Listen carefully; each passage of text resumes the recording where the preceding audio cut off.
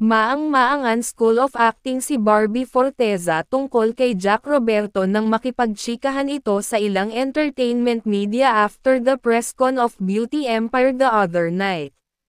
Nang tanungin kung naka-move on na siya sa breakup nila ni Jack. Sagot nito, saan?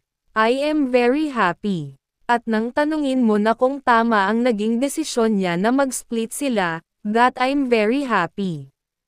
Of course, happiness is always the right choice. Ba't ba sila nag-split?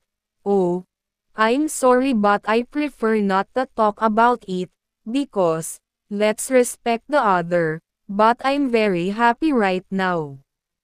Aminado rin siyang maligaya siya sa kasalukuyan. My gosh, grabe, I have a horror film coming up, yung 77, na ipalalabas just a day before my birthday.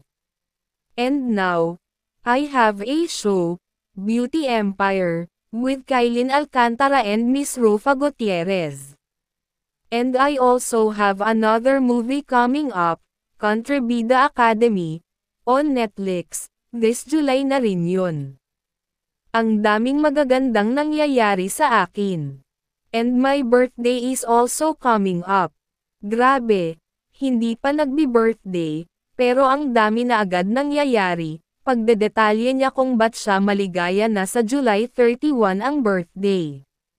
Pero sa kasalukuyan daw ay wala pa siyang manliligaw.